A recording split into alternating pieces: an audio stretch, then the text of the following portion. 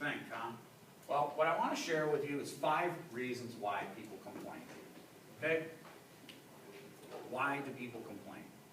Well, first of all, complaining has turned itself into a competition sport.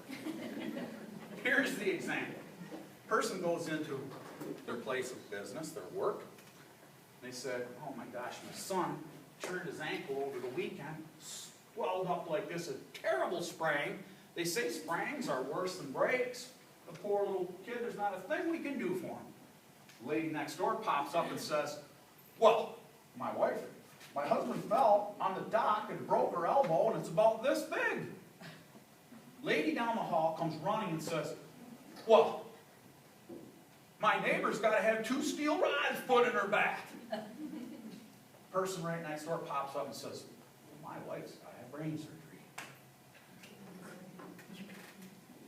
People complain to outdo themselves. You never hear somebody say, my husband's got to have open heart surgery, they'll probably be putting a stent in, and somebody else pops up and says, I got to have a hangnail. It just doesn't work that way.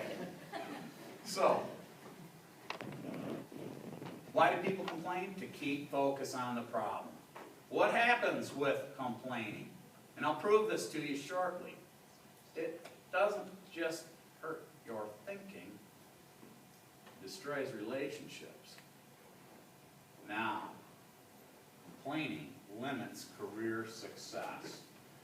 When it's time for reevaluation time, and you come in and you point out all the problems with the district, chances are you're not going to get a lot of 2 of these, which you want to get. Now, why do people complain? Well, we'll use the word gripe. To get attention. That's the first reason why people complain. They complain to get noticed. See?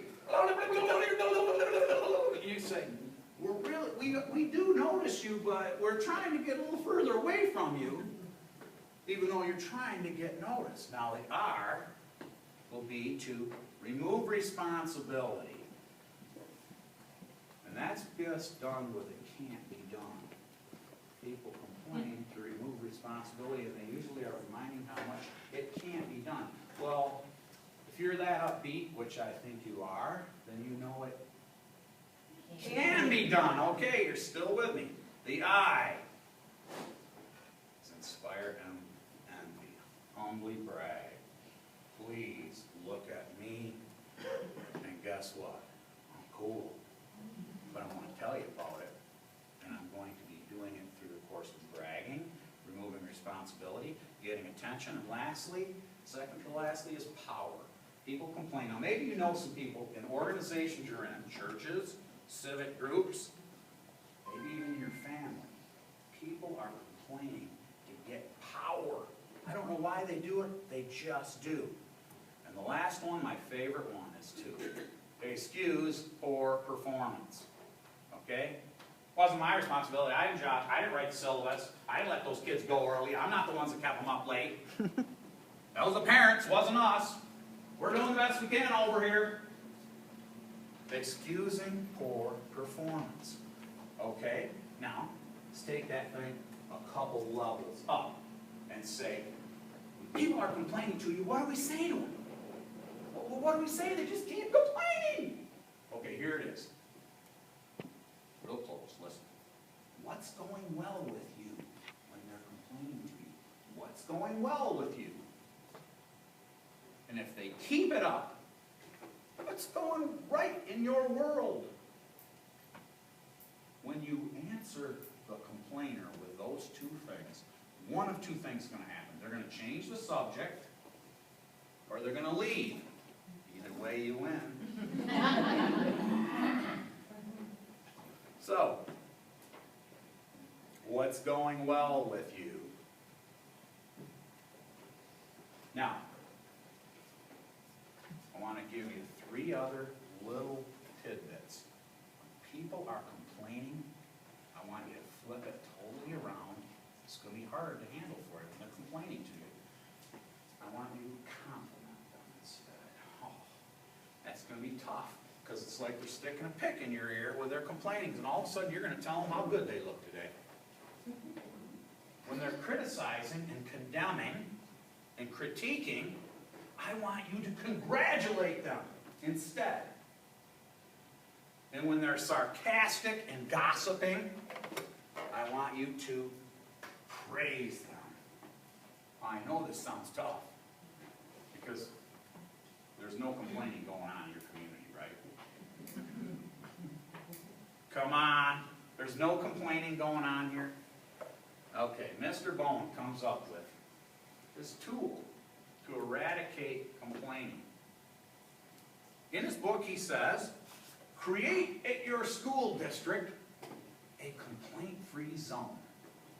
Make a big sign with a red circle and a line through it. Complaint-free zone.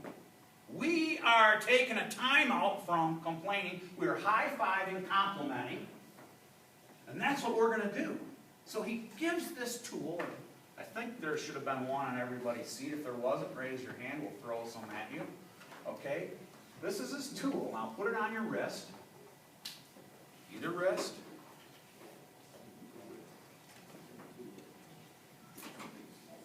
Now, his challenge is for you to go 21 consecutive days on the same wrist without hearing yourself complain. You can think it all you want, he says. Now, if he's right in his book, he says the average person in the world complains 15 to 30 times a day. I got to repeat that. The average person complains 15 to 30 times a day in the world. You know, get used to moving that from wrist to wrist to wrist to wrist.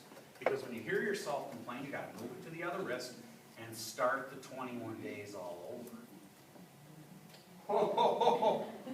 Oh, that's where the challenge of this thing is, okay? So, we're going to see if we did not lose our PowerPoint. You're going to switch it every time you speak a complaint. You're going to repeat it for 21 consecutive days.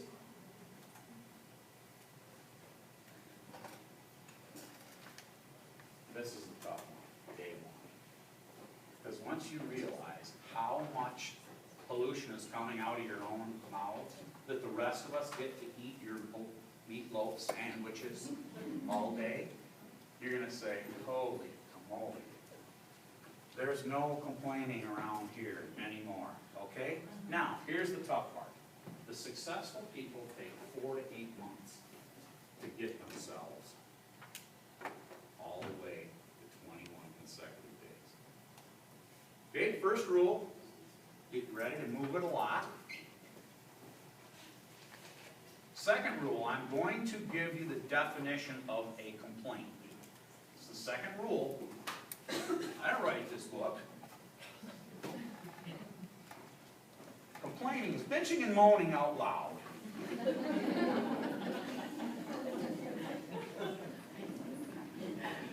Condemning, criticizing, critiquing,